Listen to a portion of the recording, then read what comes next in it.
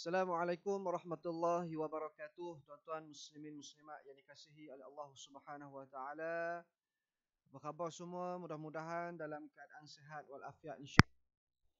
Alhamdulillah, kita sama-sama bersyukur kepada Allah Subhanahu wa taala pada hari ini masih diberikan kesempatan kepada kita semua untuk berada dalam program amalan harian, dan insya-Allah program ini kita akan fokuskan berkaitan dengan bacaan di dalam solat kita, dan insya-Allah untuk program ini kita cuba untuk memahami setiap perkataan di dalam solat kita ini, bacaan di dalam solat kita yang merupakan asas khusyuk ketika mana kita solat. Tuan-tuan yang dikasihi oleh Allah Subhanahu wa taala, terlebih dahulu boleh saya dapatkan respon daripada tuan-tuan terlebih dahulu, bagaimanakah kualiti audio dan juga video di tempat tuan-tuan sekalian? Mohon komen di ruangan komen. Kalau okey, tulis okey, clear dan sebagainya, supaya kami dapat mengetahui bagaimana kualiti yang kami sediakan pada hari ini, kualiti audio dan juga video. Mudah-mudahan dapat memberikan yang terbaik kepada semua yang sedang mendengar secara langsung di Facebook Masjid Al-Muktafi Billah Shah ini.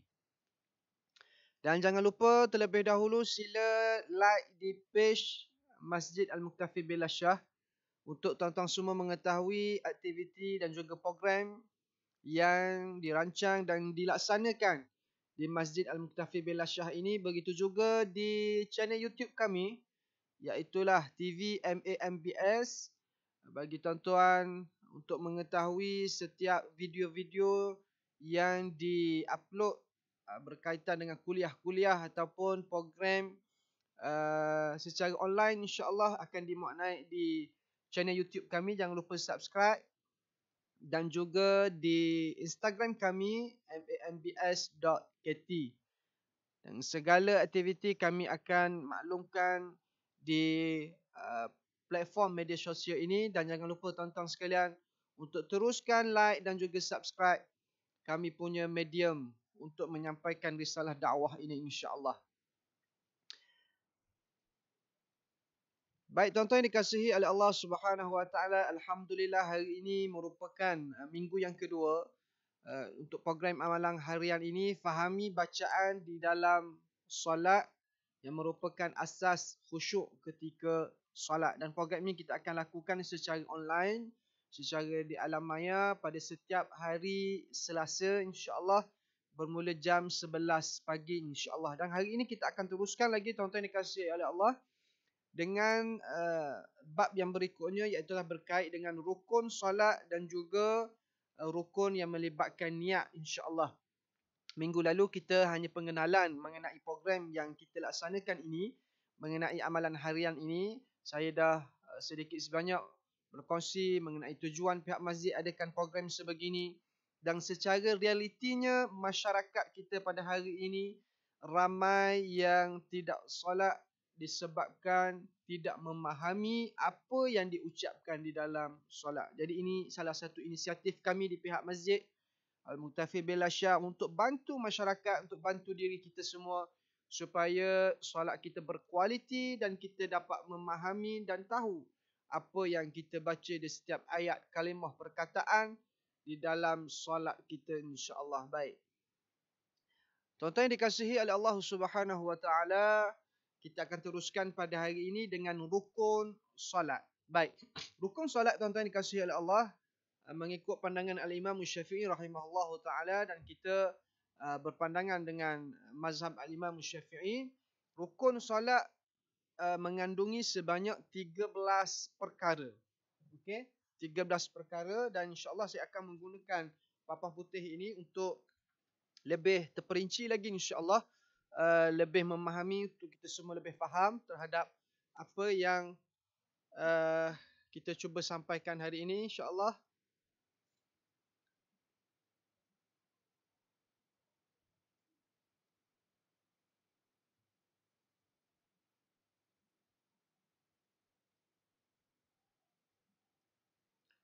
Saya cuba besarkan sedikit ya, insya-Allah.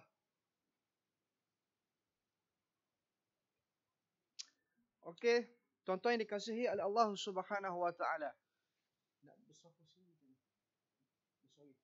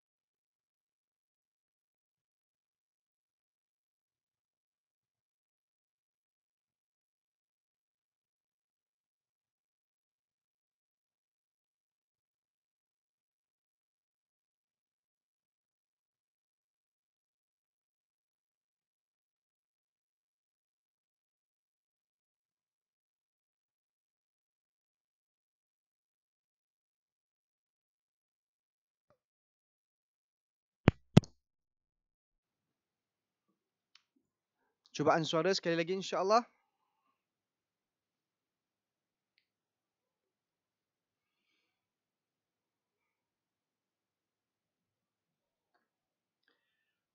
Okey, saya ulang lagi sekali ya tuan-tuan yang dikasihi oleh Allah Subhanahu wa taala. Rukun solat kita mempunyai 13 rukun. 13 rukun ni tuan-tuan yang dikasihi oleh Allah bermulanya dengan berdiri dengan betul, kemudian diikuti dengan niat, takbiratul ihram, al-Fatihah, bacaan surah al-Fatihah, rukuk secara ta'maninah, i'tidal, sujud 2 kali, duduk antara 2 sujud, duduk tahiyat akhir, bacaan tahiyat akhir, membaca selawat kepada Nabi sallallahu alaihi wasallam, memberi salam yang pertama dan yang terakhir adalah tertib. Baik, tuan-tuan dikasihi oleh Allah Subhanahu wa taala sekalian. Pertama sekali berkait dengan berdiri betul, dan insya-Allah hari ini kita akan berkongsi sampai niat sahaja insya-Allah. Berkait dengan berdiri dengan betul ni tuan-tuan dikasihi oleh Allah. Dalam solat kita ini, yang paling penting adalah kita kena mengetahui kemampuan kita untuk berdiri. Okey, kemampuan kita untuk berdiri dengan betul ini.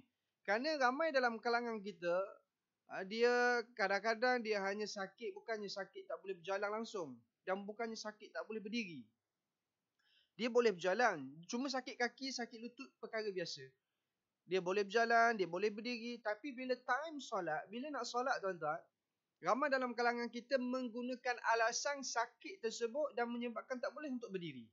Ini sebenarnya salah faham yang sangat besar dalam solat kita. Kerana ini melibatkan rukun solat.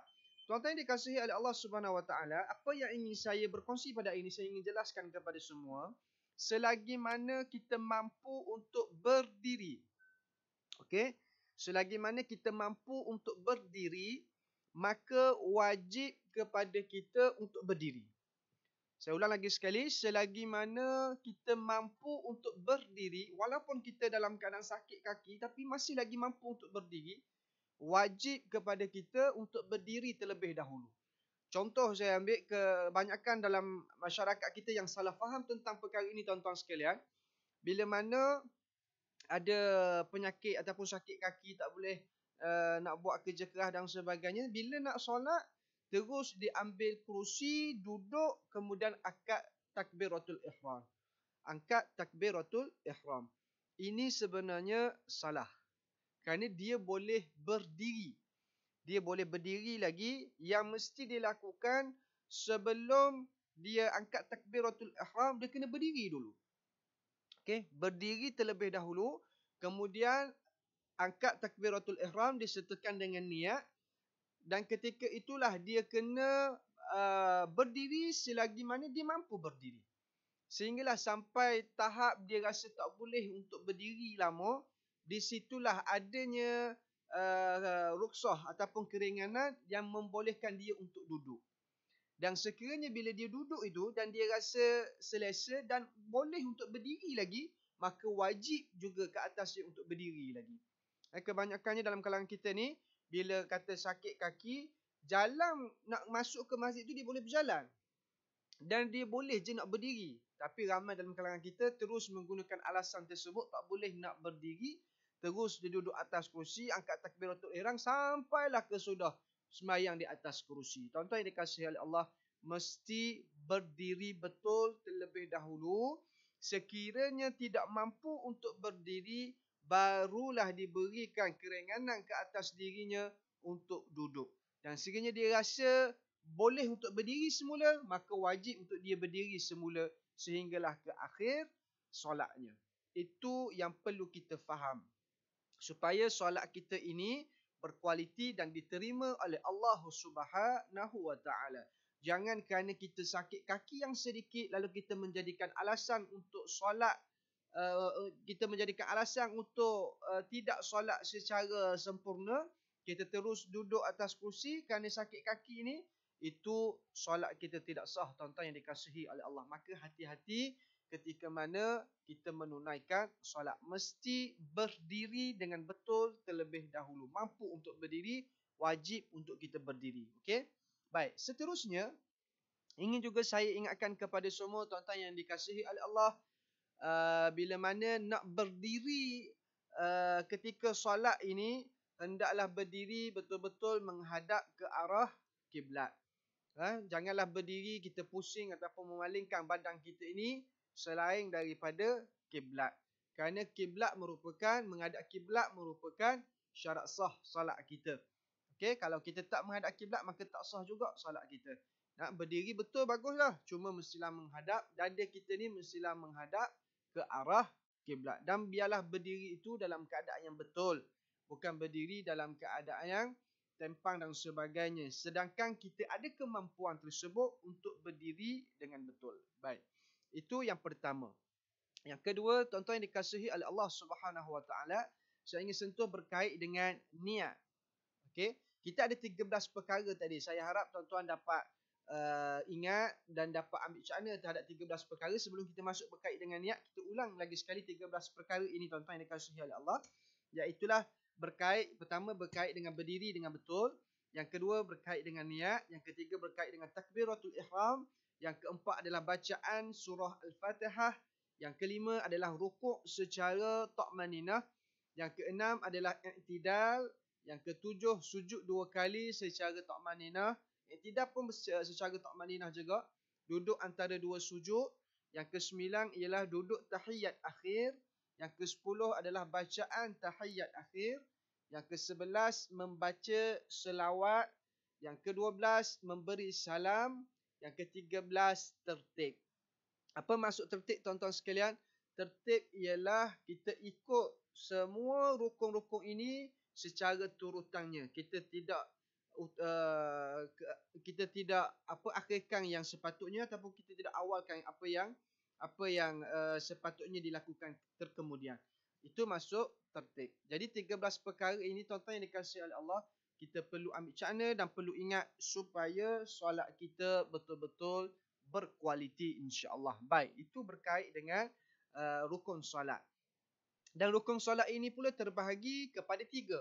Satu dipanggil rukun fa'li, yang kedua dipanggil rukun qawli, yang ketiga dipanggil rukun qalbi. Qalbi berkait dengan hati kita, iaitu niat. Niat mesti hadir daripada hati kita. Adapun rukun qawli ada 5 perkara, tuan-tuan. Qawli ini melibatkan lafaz ataupun melibatkan lisan, melibatkan percakapan dari mulut kita ini. Satu ialah takbiratul ihram. Bila mana kita menyebut Allahu Akbar, itu wajib mesti kita lafaz dan mesti didengari di telinga kita. Kerana ia adalah rukun qawli. Yang kedua ialah rukun qawli melibatkan Allahumma salli ala Sayyidina Muhammad, bacaan surah Al-Fatihah. Kalau dalam solat kita tak ada surah Al-Fatihah, maka tidak sahlah solat kita. Yang ketiga melibatkan bacaan tahiyat akhir. at-tahiyyatul mubarakatus salawatut thayyibatu lillah, sehinggalah ke akhirnya dalam tahiyat akhir kita, bacaan tahiyat akhir itu juga merupakan rukun qauli, wajib kita baca.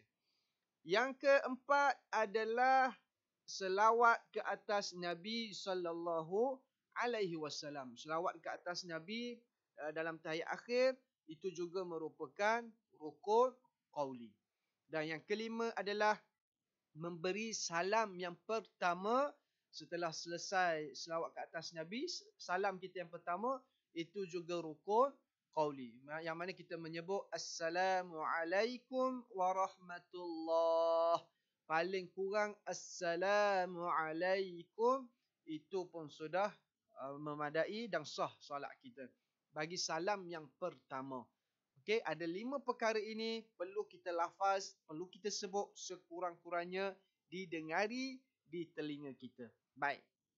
Adapun dalam perkara yang lain adalah berkait dengan rukun fa'li, iaitu rukun perbuatan kita.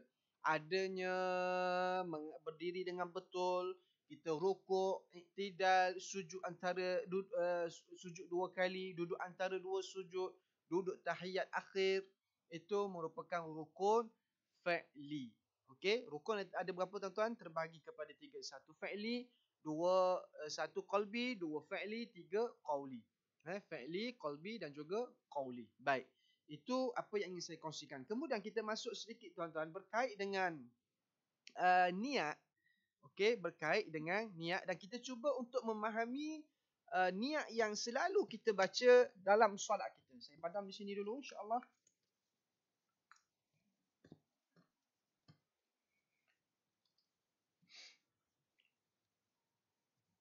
Okey, tuan-tuan yang dikasihi oleh Allah Subhanahu wa taala. Dalam niat kita selalu kita sebut usolli. Okey, di sini saya ingin tulis terlebih dahulu usolli. Betul? Usolli fardha ataupun sunnata.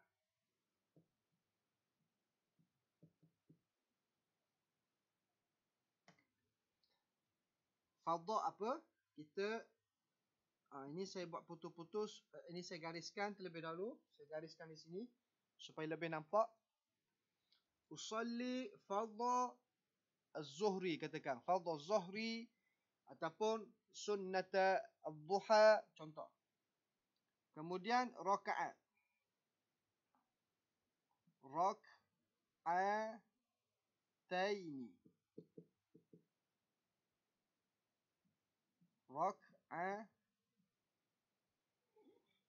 Kita nampak? Taini. Ataupun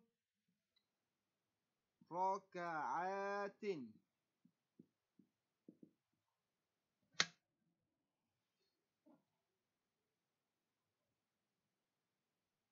Lillahi ta'ala. Baik. Cuba tuan-tuan lihat terlebih dahulu. Ini berkait dengan niat yang selalu kita lafaz sebelum kita takbiratul ihram. Baik, cuba kita lihat. Usalli fardha ataupun sunnata. Maksudnya ini adalah fardu, ini adalah solat fardu dan ini adalah solat sunat. Baik, yang selalu kita sebut usalli. Apa maknanya tuan-tuan? Usalli ialah aku solat. Aku solat sama ada fardu ataupun sunat. Okey, ini berkait dengan lafaz yang selalu kita sebut sebelum kita takbiratul ihram. Usalli fardha. Kalau solat fardu ni fardu apa? Fardha kita sebut fardhu subhi. Contoh. Fardhu subhi. Okey. Rak'ataini. Ma'muman ataupun adaan ataupun imaman lillahi ta'ala. Lillahi ta'ala. Maknanya aku solat, usolli yang kita sebut selalu ni, maknanya apa dia? Aku solat. Okey, aku solat. Aku solat apa? Solat fardu. Fardu ini maksudnya ialah fardu. Solat fardu. Fardu apa? As-subhi, yakni fardu subuh. Rak'ataini, 2 rakaat. Baik. Makmum adaan lillahi ta'ala, ataupun kita tak sebut makmum kalau solat persendirian, usalli fardhu subhi rak'ataini lillahi ta'ala, adaan lillahi ta'ala, tunai kerana Allah Subhanahu wa ta'ala. Baik. Tuan-tuan yang dikasihi oleh Allah, bila kita sebut usalli, apa maksud usalli? Aku salat. Fardu as-subhi, subuh, rak'ataini, 2 rakaat, lillahi ta'ala. Kalau kita nak solat zuhur, katakan usalli fardhu az-zuhri, arba'a raka'atin. Ni kena ambil sini. Arba'a maksudnya 4 rakaat. Kalau raka'ataini 2 rakaat. Kalau nak sebut sembahyang zuhur, arba'a raka'atin lillahi ta'ala, 4 rakaat kerana Allah Subhanahu wa ta'ala. Baik, begitu juga bila kita nak solat sunat, usalli sunnatat tarawih ataupun usalli sunnatal hajat, sembahyang hajat, sunat hajat. Sunat apa lagi? Usalli sunnatal witri rak'ataini lillahi ta'ala. Yang selalu kita sebut usalli itu adalah lafaz niat. Itu bukan niat lagi, tuan-tuan. Niat mestilah disertakan dengan takbiratul ihram. Mestilah disertakan ketika takbiratul ihram di dalam hati kita. Itu niat. Ini merupakan lafaz niat. Tuan-tuan kena bezakan terlebih dahulu. Lafaz niat, okey, lafaz niat dengan niat. Lafaz niat ini baru kita lafaz. Usalli fardhu subhi rak'ataini lillahi ta'ala. Ataupun usalli sunnatal witri rak'ataini lillahi ta'ala. Usalli sunnatal duha rak'ataini lillahi ta'ala. Sahaja aku solat. Ini maksudnya aku solat. Solat apa dia? Fardu. Fardu apa? Fardu subuh. 2 rakaat kerana Allah Subhanahu wa ta'ala. Baik. Tuan-tuan yang dikasihi oleh Allah, dalam niat kita ini hendaklah dilakukan ketika takbiratul ihram. Okey, dilakukan ketika takbiratul ihram. Maknanya bila kita nak solat, saat kita nak angkat takbiratul ihram, Allahu akbar. Ketika Allahu akbar itulah kita kena niat dalam hati kita. Sahaja aku solat fardu subuh 2 rakaat kerana Allah Subhanahu wa ta'ala. Baik. Tuan-tuan yang dikasihi oleh Allah, kalau niat dilakukan ketika takbiratul ihram, bagaimana pula dengan niat yang kita sebut lafaz niat tadi sebelum takbiratul ihram?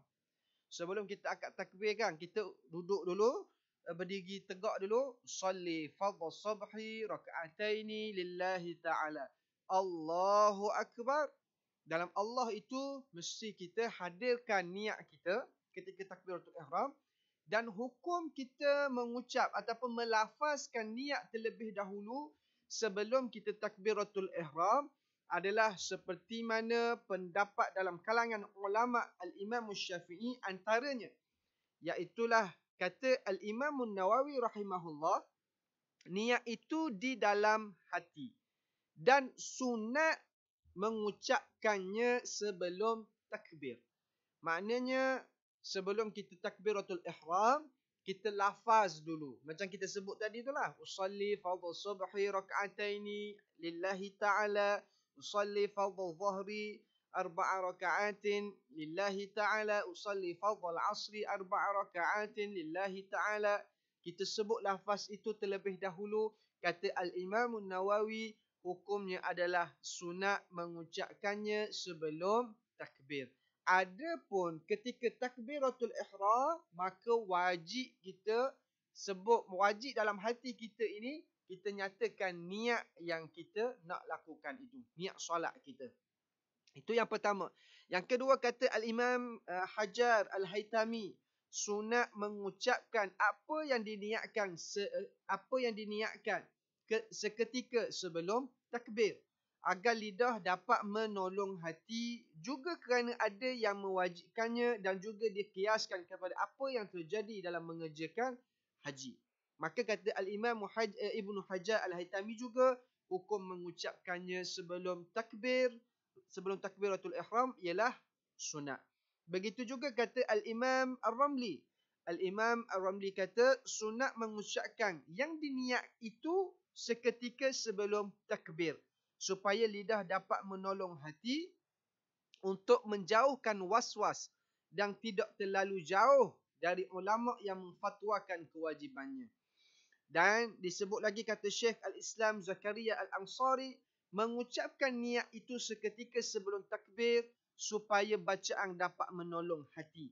Dan kata Syekh Zainuddin Al-Malibari, sunat mengucapkan yang diniatkan sebelum takbir supaya bacaan dapat menolong hati dan supaya tidak terlalu jauh dari fatwa mereka yang memfatwakan wajib.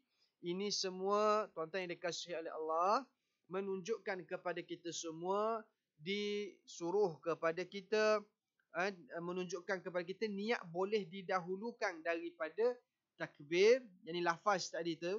Begitu juga niat tempatnya di dalam hati, tetapi melafazkan dengan lidah bagi menghadirkan hati adalah dibolehkan mengikut pendapat yang masyhur dalam kalangan ulama Al-Imam Asy-Syafi'i. Jelas? Maknanya di sini tuan-tuan yang dikasihi oleh Allah, ketika mana kita mengucapkan lafaz usalli sebelum kita akad takbiratul ihram, maka ramai dalam kalangan imam ataupun dalam kalangan ulama Syafi'iyah mengatakan sunat kita mengucapkan lafaz solat tersebut, lafaz niat tersebut. Okey, sunat untuk kita mengucapkan lafaz niat solat sebelum takbiratul ihram. Adapun wajib kita mengucapkan niat ketika mana takbiratul ihram. Niat dalam ketika mana takbiratul ihram, tuan-tuan yang dikasihi oleh Allah, okey, ada 3 perkara penting yang ingin saya kongsikan kepada tuan-tuan sekalian. Iaitulah berkait dengan dia panggil qasar. Sebab ada timbul persoalan, tuan-tuan dikasihi oleh Allah, bila mana takbiratul ihram ini, kita akad takbir Allahu Akbar disertakan dengan niat dalam hati kita, apakah perlu untuk kita niat semua sekali? Sehingga kan nak mesti sampai kepada lillahi ta'ala tu mengambil masa yang panjang. Terutamanya orang yang was-was ni, sehingga kan nak masuk niat dia dengan takbiratul ihram tu, kadang-kadang terpaksa berulang kali takbiratul ihram. Allahu Akbar, nak sampai ke bar itu masih lagi belum masuk niat dia. Kerana apa? Kerana mesti sampai pada lillahi ta'ala ni. Sahaja aku solat fardu subuh 2 rakaat ikut imam ataupun bersendirian ataupun tunai sebut kerana Allah Ta'ala, ia jadi panjang. Panjang ni menyebabkan terpaksa fokus dan kadang-kadang panjang sangat Allahu Akbar itu. Nak sebut Allahu Akbar, kadang-kadang tak masuk, ulang lagi. Inilah yang dipanggil was-was ketika mana kita bertakbiratul ihram di dalam solat kita. Jadi tuan-tuan dikasihi oleh Allah, berkait dengan niat dalam hati kita ini, ada 3 perkara yang wajib ada yang membolehkan sah solat kita. Ada 3 perkara. Satu dia panggil qasar. Yang kedua dia panggil ta'arud. Yang ketiga dia panggil ta'yin. Qasar, ta'arud, ta'yin. Qasar ini apa yang kita nak masukkan perbuatan kita tu, iaitulah solat. Jadi pertama dalam niat kita adalah aku solat. Satu, itu adalah qasad. Yang kedua, ta'arud. Kita kena jelaskan solat kita itu solat apa dia? Solat sunat ke ataupun solat wajib? Jadi kita kena nyatakan aku solat wajib, solat fardu. Okey, yang kedua solat fardu. Aku solat fardu. Yang ketiga adalah ta'yin. Ta'yin ni adalah kita nak jelaskan lagi. Fardu itu fardu apa? Aku solat fardu zuhur. Selesai. Ada pun 4 rakaat kerana Allah Ta'ala, tunai, wajib, ikut imam, makmun dan sebagainya. Itu adalah, ikut imam itu adalah wajib ketika solat berjemaah.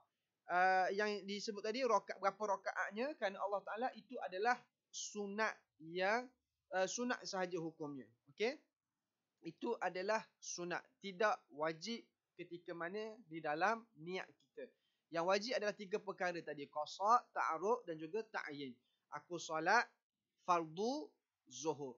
Ataupun nak solat sunat, aku solat sunat apa dia? Sunat hajat. Aku solat sunat witir. Ini 3 perkara yang mesti ada dalam niat kita ketika mana takbiratul ihram. Yang disebut berapa rakaat kerana Allah Ta'ala itu merupakan sunat ketika mana dalam niat kita, tuan-tuan yang dikasihi oleh Allah Subhanahu Wa Ta'ala. Jadi jelas, kalau kita faham berkait dengan niat ini, tak perlulah bagi orang yang was-was ataupun yang susah untuk habiskan dalam takbiratul ihramnya dengan niat yang sempurna seperti mana lafaz niat itu, maka dia akan tidak rasa terbeban untuk melaksanakan solat. Kerana ada orang dan dia rasa susah kerana was-was ini menyebabkan dia rasa beban berat untuk melakukan solat, akhirnya tidak menunaikan solat kerana rasa terbeban. Sedangkan Islam tidak membebankan kita. Okay, cukup memadai kita dalam niat kita, aku solat fardu zuhur, cukup. Aku solat fardu asar. Adapun berapa bilangan rakaat kerana Allah, itu semua adalah sunat. Tetapi itu bagi solat bersendirian. Jika solat berjemaah, maka wajib untuk disertakan niatnya adalah berjemaah. Sama ada sebut berjemaah ataupun makmum, mesti disertakan di dalam niatnya. Sekiranya dia tidak sertakan di dalam niatnya secara berjemaah, solat berjemaah ataupun solat makmum, dan dia menunggu imam, perbuatan imam sehingga satu rukun yang panjang, satu rukun solat yang panjang, maka solatnya batal dan tidak sah solatnya. Sekiranya pergerakan imam ataupun pergerakan dia itu secara terkebetulan, maka itu tidak mengapa. Kalau belum sampai lagi satu rukun yang panjang itu dan dia boleh untuk niat secara berjemaah di dalam solat tanpa perlu untuk membatalkan solatnya. Okey, dan sekiranya dia syak ataupun waswas, aku niat imam ke niat makmum ke tidak ni, dia boleh untuk berniat makmum ketika itu tanpa membatalkan solatnya.